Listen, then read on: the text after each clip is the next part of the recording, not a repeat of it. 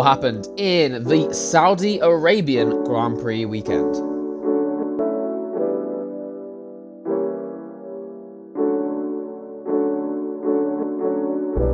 Hello everybody, welcome back to XRS Plus, the official podcast for X Racing Series. My name is Ari Tyrrell, and this is the first podcast in, I think, around 2 seasons where I've been on time. Look at me go. This podcast will be coming out around when Division 5 will be coming out, which is generally the target. I'll try to get them out on Tuesday or Wednesday, and Monday if I'm very lucky, but it's probably quite unlikely with recording, editing, and then of course actually being able to upload it that day as well, being free. But we've had a good couple of days. Division moves, of course, have kind of rattled the league. They've been the main talking point. We'll obviously be referencing them here in this podcast as well. But the main thing I want to talk about, of course, is the Saudi Arabian weekend. And we will begin with Division 5. Let's get cracking. Let's go straight into the action. We're going to begin with Division 5. Now, unfortunately, the weird thing about this weekend was that I wasn't around for most of it. So I was on holiday most of this week. I came back on Friday and I missed my own race, which means Div 543 are kind of a write-off. So I've had to do all my kind of research off the highlights, off the stream, and off the results as well to kind of gauge what happened in that race, try and get an understanding. I do apologise if you had a good race or a particularly poor race and not mentioned. I'm doing my best from what I've got, but obviously generally when I'm watching it live, or especially when I'm commentating it, I'm not going to miss much. Like, I'm generally going to see a great deal of what happened in the race. We're going to start with Division 5. Driver winner has to be Tiger. Like, it genuinely has to be Tiger. What a brilliant race from Tiger. He is quite evidently the quickest in that division. No surprise, he has been moved up. And I'm very glad that the time has allowed him to continue racing, actually. The Dutchman is going to be participating in Division 4 for the remainder of the season.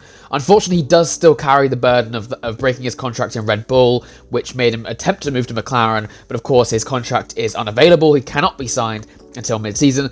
That fact continues in Division 4. He cannot be signed until mid-season. I know there are a couple of teams sniffing around. I won't say who, but I know there are a couple of teams sniffing around looking to sign him.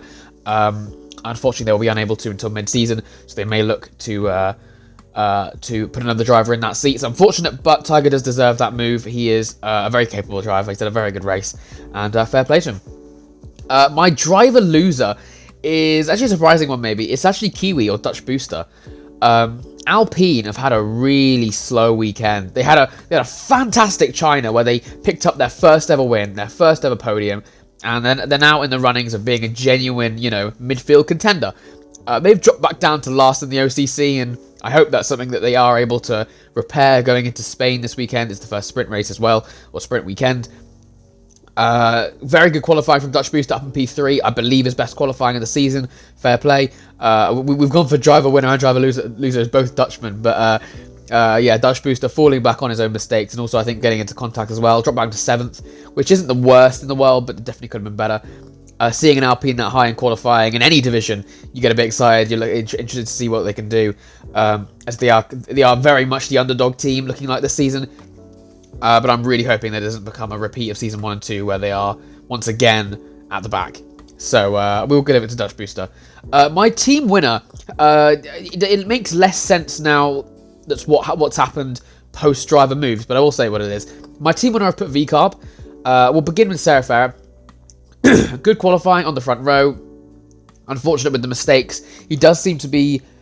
I think Sarah Farah is a low-key gem, but people don't realise. The only issue is he's not consistent enough to be considered a front runner. Until he fixes that, he's going to be struggling. He qualified 2nd, finished 5th after mistakes in his own. I believe he spun on his own twice, actually. One of them being very detrimental at the end, put him behind both Saubers and the Ferrari of Walker. If he's able to sort those mistakes, especially going into Spain, if it needs to be ASAP, he could seriously be a front-running contender. That leads me on to my next point about him, but we'll move to the other seat, which is Alamata.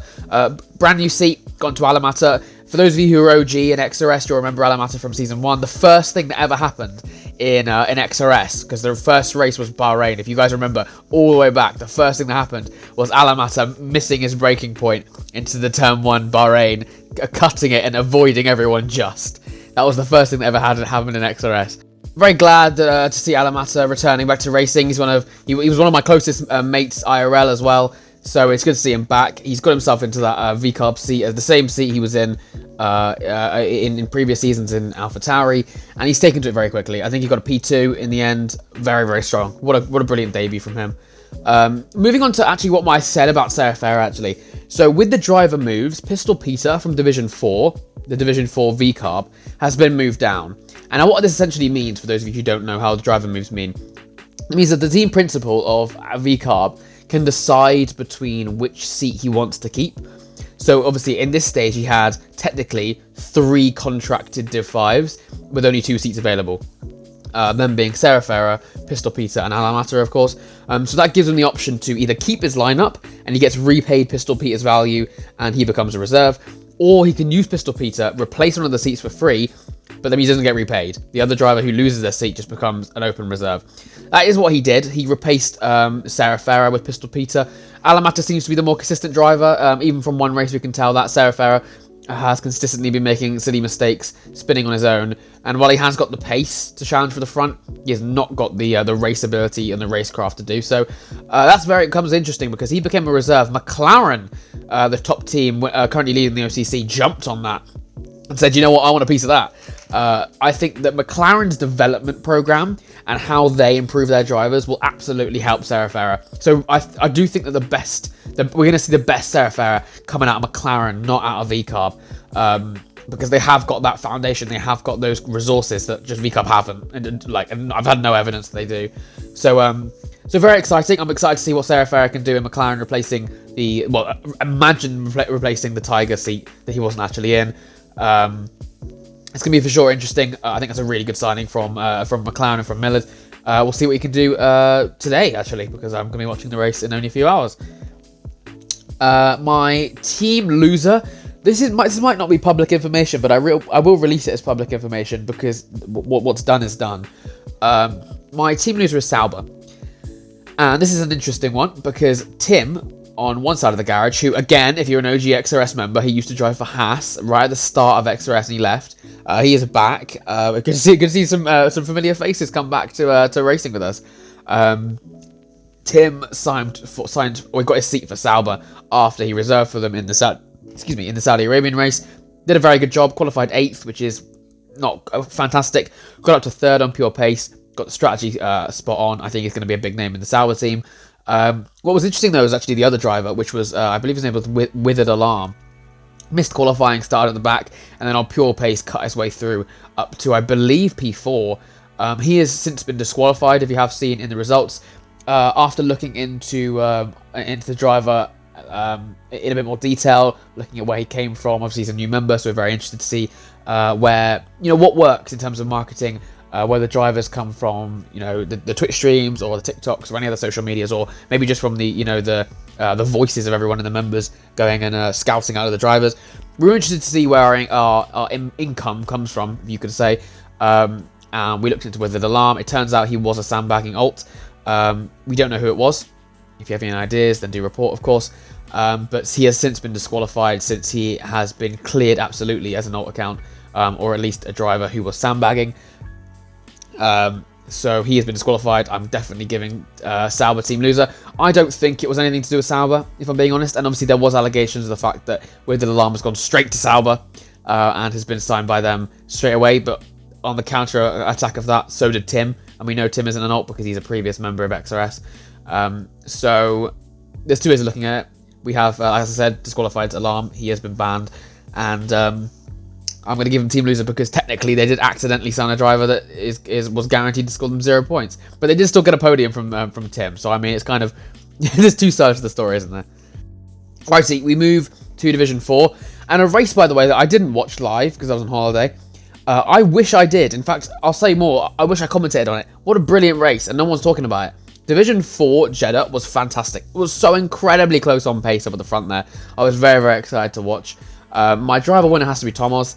I do believe he is just a bit of a step ahead of the rest. Maybe not Tycho, but he managed at the end to escape that chaotic pack battling for P1. He managed to escape and get a lead while those were fighting in DRS and won the race. Very fair play. He has since been moved up to Division 3. He was definitely someone who was on the edge. He wasn't a clear move up, but I do believe it's deserved and earned, I suppose, from him. He does seem to be a very good driver. He hasn't been an XRS before, but he has been in a league I've previously known, and he seems to have dropped pace. He used to be quick, not only quicker than me, but in the division above me as well. He was actually in the division with Raven West, which, I mean, says a lot, because he's a top Division 2 driver now and bottom Division 1 driver. So to be in Division 4 was a surprising one. He was clear, going to find that pace again. He's found the rhythm, and he has been since moved up. I'm going to give my driver loser to Breezy. I kind of has to be Breezy. He was doing so well, looking like a P2. Would have been a great result for Red Bull, and I believe got tapped on the final lap by Tycho, dropping him down to 9th in the end. It looks like, from what I can see, Breezy's main issue is qualifying. His quali pace doesn't look fantastically strong. What he lacks in that, his race pace has been very good. I remember Australia as well, fighting up at the front. He was arguably quicker than that pack he was fighting in P3, P2 for with our Wiffle, with Christella. I'm very excited to see what Breezy can do in the later stages of the season, because he does seem to be definitely a front threat. I mean, looking at the championship right now, he's 7th. He's on equal points with our Wiffle, and he's only a couple behind Baze and Cajun. I do absolutely think he can fight for the title if he works on that quali pace. That does look to be his main weakness at this stage. Very good signing from Red Bull, though. Of course, he what's his name? K1 Yo has been here since season 1. He drove for Alfa Romeo for the first 2 seasons. Was one of the ones that got dropped. Got dropped. Left Alfa Romeo along with Vlad at the end of last season, and I mean, probably good for that, because Sauber looked to be a very weak team.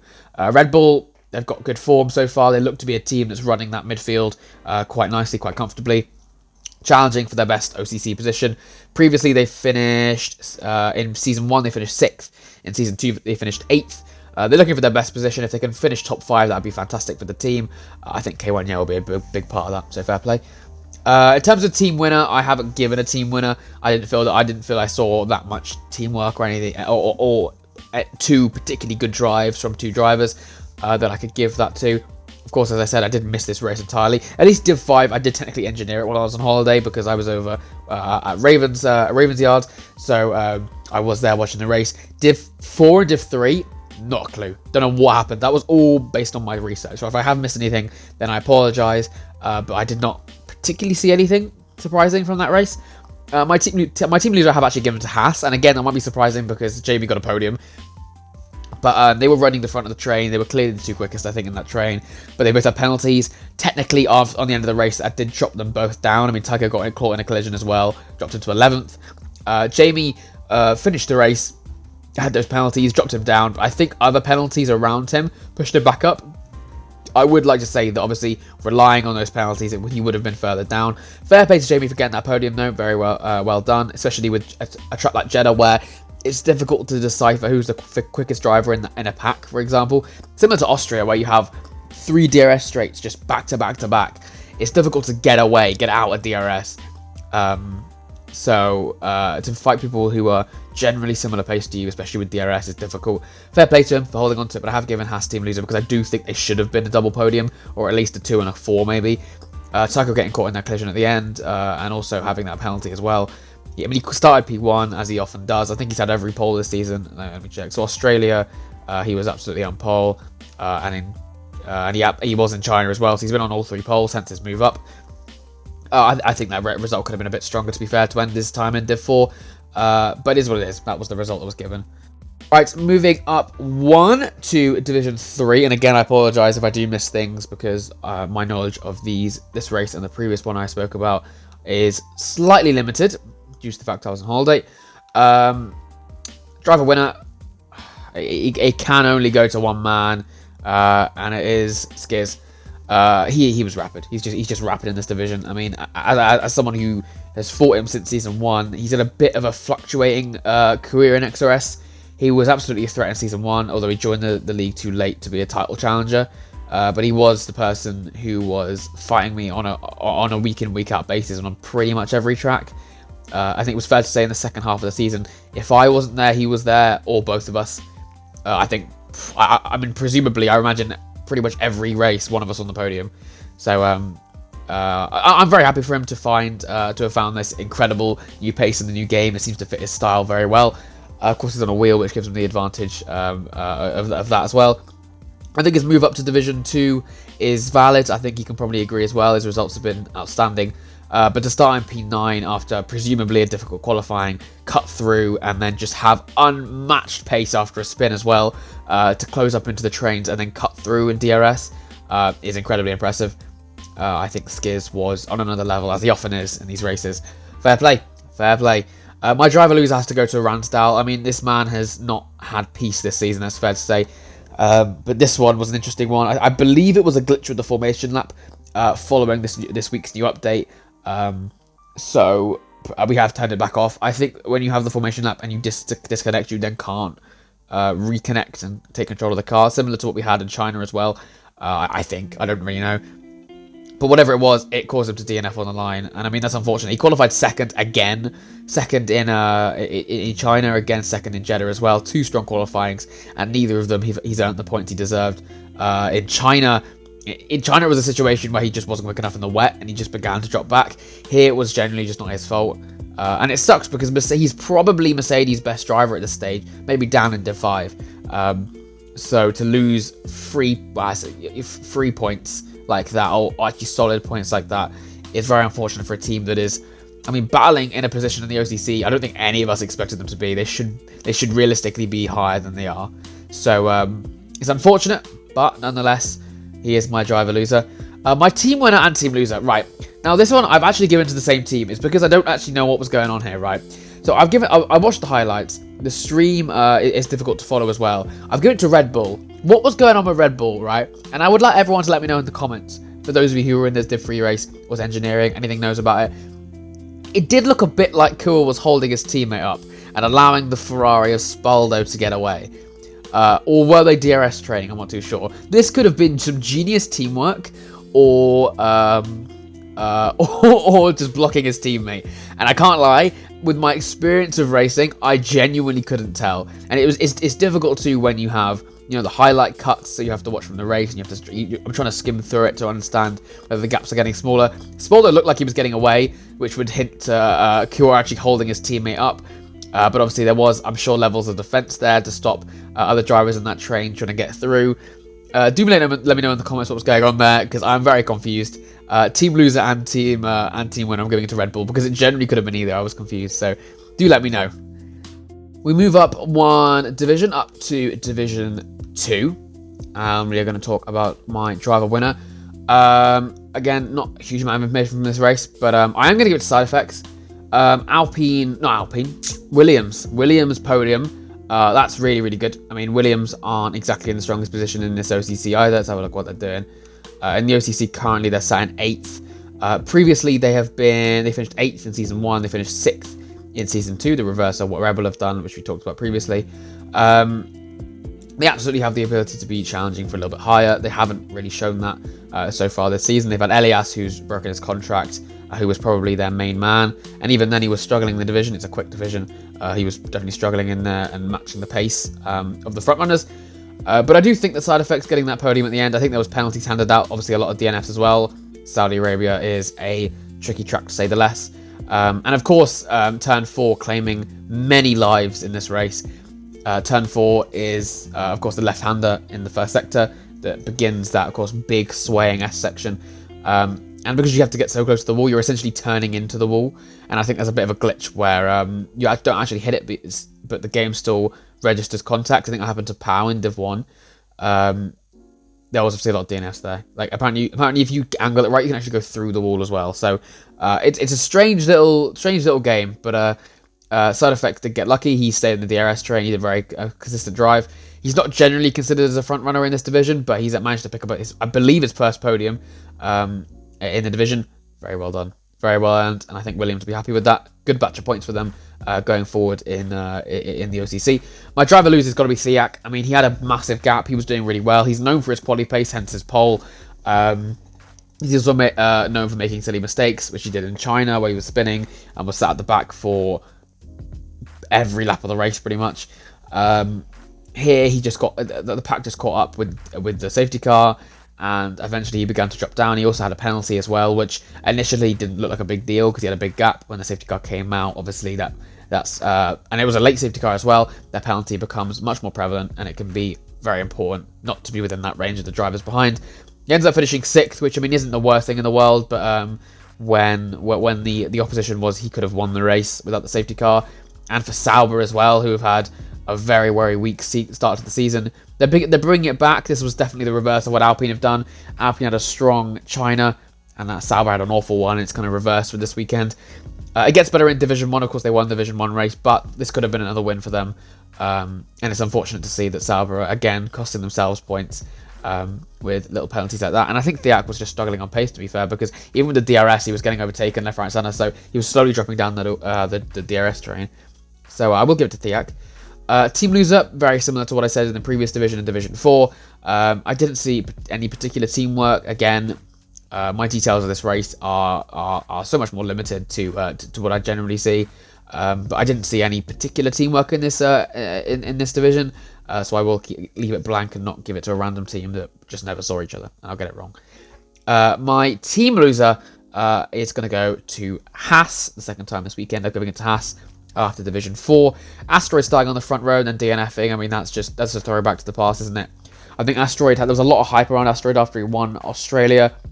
We've seen absolutely no evidence for why he can be considered anything different to what he's been in the previous seasons. It sounds harsh, but he's known for having good quality pace and making mistakes in the race and never really showing his full ability. After Australia, it looked like the tides have changed. Following China and then Jeddah now, it does not look like that at all. He has once again started at the front and ended at the back with the DNF. And it's a similar story in China as well, when he straight-lined his teammate in qualifying by accident, which is a beautiful clip that I'm so glad everyone's seen, because it's a fantastic little thing.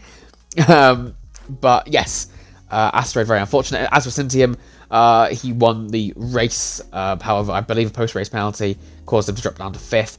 Very unfortunate in the grand scheme of things. I mean, Cintium has found another level in these last few races. He's definitely currently Epic OJ's main title fight. And to lose to him again, Epic OJ finished 2nd. To lose to him again like that is very, very unfortunate. So they will, I'm assuming, look to take a new angle, because Australia, he was quite slow. I think that was due to wheel issues or being on a controller, or something was going wrong with his inputs, I think. Obviously, China, he was right at the front, won the race. Oh no, sorry, finished 2nd in the race. And this race where he could have brought the title fight back a little bit, and a penalty has cost him. So that's a P5 and a team loser for Haas. We finish with the top division up in Div 1, and we are going to discuss my driver winner, which is going to go to Zalagi. He has found some monster pace, hasn't he, in the last few rounds. He was generally considered last season as a midfield driver. He was never really getting anywhere particularly high. This game seemed to click with him, at least in the last couple of weeks. China, he was up at the front, and once again, he is in Jeddah, ends up winning the race. Fair play. Sauber's first win, I believe. Really well done. And again, following a really strong weekend for Sauber. I think they were on the podium, or nearly on the podium for every race. I mean, they got Tim up on the podium. Fiat got unlucky but could have won the race. And of course, Dom as well. Really, it feels refreshing from Sauber. It's nice to see them up at the front here. Hopefully they can start regaining the points that they lost earlier stages of the season. Hopefully they can be looking for another top 5. They'll have to chase down Red Bull and maybe even Aston for that, and VCarb. We'll have to see how it goes for them. But yeah, Zalagi. I want to talk more about my driver loser, which is obviously going to be Teshubi.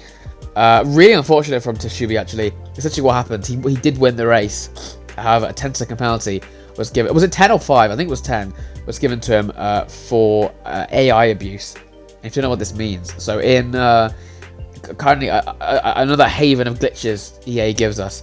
One of the glitches currently in F1 is that so if you imagine an AI, right, everything about being an AI in F1 has to be completely constant. So if you switch to AI in the race, for example, pause your game, right, it will instantly change your tire temperatures to the complete optimal, because the game suddenly considers you as just an AI. So instantly, straight away, click of a finger, your tire temperatures are back to optimal, exactly, because that's what the game considers as what the AI should be just set at. It doesn't change. The AI don't experience tire fluctuations, they just are optimal.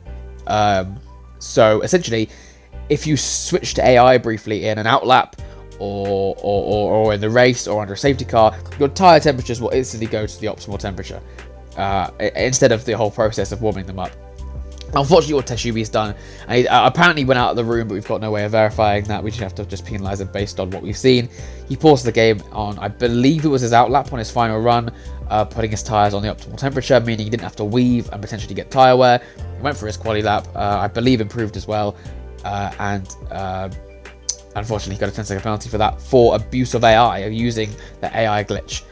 Maybe it wasn't on purpose, but he used an AI glitch regardless to warm up his tyres.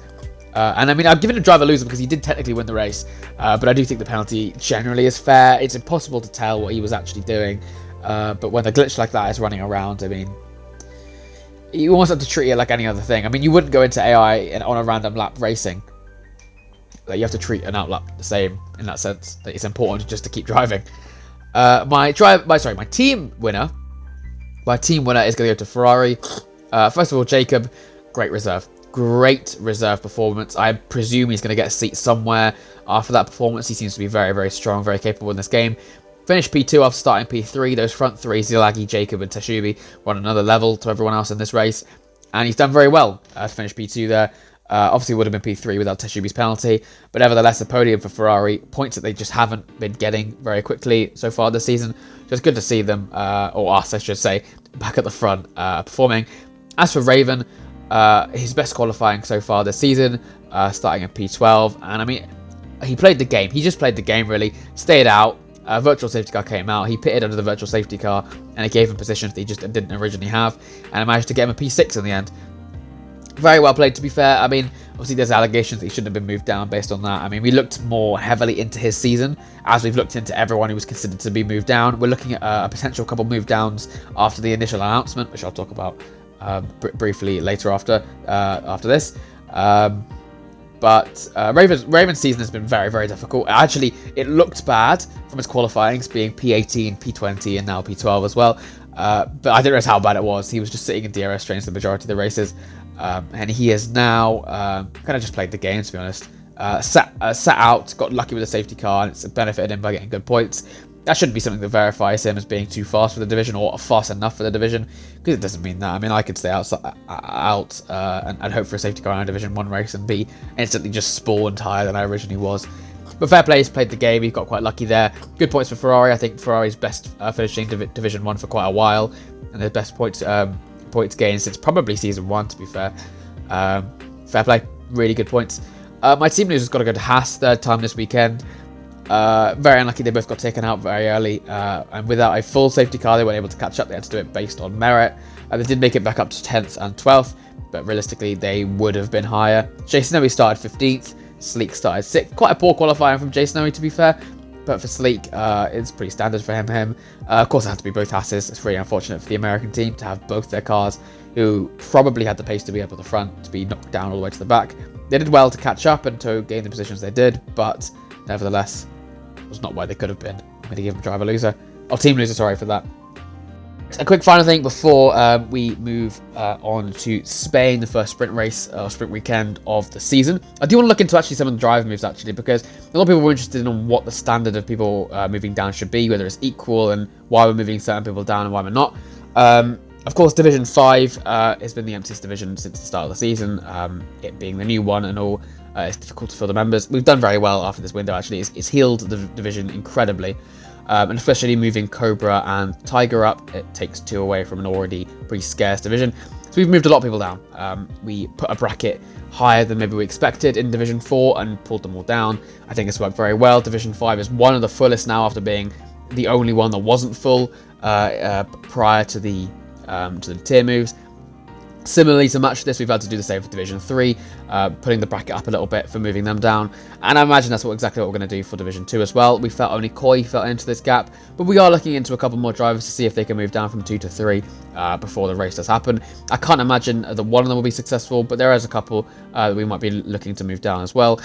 That is essentially, it's not just to fill gaps, it is just to make the divisions a little bit faster, a little bit more competitive up at the front. Taking away, for example, if you look at Division 5, taking away Tiger and Cobra, you've then got the 2 kind of standout drivers in that division who've been taken out. You want to kind of help out that front fight by giving more people who are the same pace as not Tiger and Cobra, but the rest of the drivers. We've moved down Dan, we've moved down Pistol Peter, we moved down a handful of others to match that front pace and ignore what it mistakenly was, which was Tiger and Cobra. Done the very similar thing with Division 4, moving Tomoz and Tycho up and kind of refilling that division with people like Pink and Failing Squash, who I don't think will be the same pace as Tycho and Tomoz. They will just match the actual where we imagine front pace of Division 4 to be. Very similar thing with Skiz, as I say, I echo what I've said previously. Skiz was definitely a standout driver in Division 3. We've then healed that division by adding in Koi, who is more consistent and more competitive with the front few. But as I said previously, we are looking at a couple more people to move down as well. Not because we were undecided. All of the moves were based on a vote of all the admins. There is 7 or 6 of us. And yes, there were some moves that I didn't agree with as head admin, but I'm very much open to being outvoted. The admins are picked specifically for this job and for others as well, so I'm sure they know what they're doing. And if there's a mistake, we'll look to rectify it. Any mistake that XOS has made in the previous has been somewhat rectified as much as we can. One of them being Division 5, which is now absolutely full, and it's looking like a very interesting division. I'm looking forward to this evening watching the race. And Division 1, exactly the same. It's not about making the division faster. It's about filling that front field, and I think we've done very well. I think that we don't want to input on the current championship fight too much, but we have got a couple of big names heading down from the division above to the division below that could maybe impact it, could maybe make it a bit more exciting. More people fighting at the front. I'm very happy with that. As I've always said, the ideal for me as a head admin or / leader of a racing league, the target is always having 20 drivers who could win a race. Now, that's of course very, very impossible. Like, people are good at certain tracks, people are sometimes a little bit off the pace in certain things. It's impossible to have 20 people that all could genuinely win a race, pretty much. However, that is always the target for me. If I can have everyone being competitive, that's always such a dream. I want XRS to be a place where people enjoy racing. They know they can jump in and get the best result they can. They'll really enjoy racing with the people around. So the main target for me is they enjoy it by being competitive. And if you're set off the pace, then I will notice it and I will attempt to move you down. If you're too quick, then vice versa. There are most of the conversations of people that have been complaining is because they're on the edge. People like Tomoz, it wasn't a clear move up. He has got arguments for staying where he is. There are people who want to go down, and again, there's arguments for them to stay where they are or to be moved down. It's all very, very close, and it's difficult because F1 is a sport of tenths of a second, of hundredths of a second. Realistically, if you put me in Division 2, I think I'd be okay. You know what I mean? I wouldn't be a standout driver, that's for sure, but I think I'd do okay. You know what I mean? I'd mix in with the crowd, and that obviously pushes the argument, oh, well, Avi, you should go Div 2. The divisions overlap each other. So there is not a right answer in terms of the division moves. The admins will do the best we can to ensure competitive racing everywhere. I've certainly done it as well. And as much as I hate div moves because it just makes people flap and cry, it is the mature thing to do. Look into and make sure we're doing the best thing for the league we can. I think we've done the best we can so far. As I said, there's a couple in question that we are looking into in tickets, which I'm sure will be concluded as some stage in this weekend. But for now, this is what we're looking at. And I think all the divisions are incredibly close. They're very, very exciting. They're very competitive up at the front now. They're definitely all very much better than they were prior to the moves. They are definitely all much closer. And I think the front fights are going to be more interesting, which I'm looking forward to commentating on and racing in myself. So it's going to be good. Spain, notoriously a very, very good track for league racing. I'm not a huge fan of what they've done to it in this game, but nonetheless, we're going to carry on. The sprint format slightly changed as well, so we're not going to run with the realistic format. We're then going to recreate what the original one was. The reason for that is not because we hate racing or anything like that, because I think the new format is cool for racing. However, it does kind of help out the people with a bit more quali pace, and that's not really what I like in sprints. The reason I like sprints as opposed to normal races is it helps the people a bit off the quali pace. People that only qualify 15th, 12th, 13th, gives them more laps to catch up, gives them more laps to overtake, and it pries them in their race pace, makes people want to practice their race pace a bit more because they've got more laps, or at least a couple laps. Then it's just a solidifying stop to the end of the sprint race, and then we start all over again for the main race. The problem I have with this new format, and I have it in the same as in real life one as well, I think it's a cool format. I don't think it works though, because it's just giving the front drivers more points. It is the front drivers who have the best quality pace will start at the front, they'll stay at the front, they'll get the points there. And the people like, if I reference real F1, the Saubers like Valtteri Bottas and Zhou Guan Yu, the Haas you could argue, but they're doing quite well now. Kevin Magnussen, the Williams like Albon and Sargent. they're not going to be helped by this sprint format. Whereas the old sprint format, if there's mistakes from the front drivers, they do gain those positions, and they look in the race as starting higher than they originally started. Whereas in this sprint format, it's just another race. It's just more races they'll lose points to their rivals. That's my main issue with it. But I would like to try it. I think it'd be cool. But for this season, we're going to stick with the normal sprint format. We can't actually do it, so we have to do it manually. So a normal qualifying session will take place. Then a 25% race, which means you do have to pit, which means there's a bit of strategy in the sprint, which I'm not against. And then move on to the actual feature race. It will take a bit longer than normal, exactly 25% of a race longer. But that's what we expect from a sprint race. It's only marginally longer than a normal sprint weekend. I think it's the best we can do, and we're definitely looking to make some more exciting features to races, but we decided not to do it in the first race, the first season of the new game. We're looking at other types of racing. You have, of course, the sprint races. We could have realistic sprints. We could have endurance, double headers, random weather. There's so many options we could have for races, but we're looking to do most of that next season, where we've got a better handle of the game. Going into this new season, we didn't have any information about this game, so we wanted to keep it as simple as possible, which is why we also did the fan favorites calendar, which people seem to be enjoying. So yes, we will see you all in Spain. Very much looking forward to it. Very, very good racing track, at least it was last season. I hope it lives up to the hype for this season as well. We've chucked a sprint on it as well, as we did in season 1, and I'm looking forward to seeing what you can all cook up.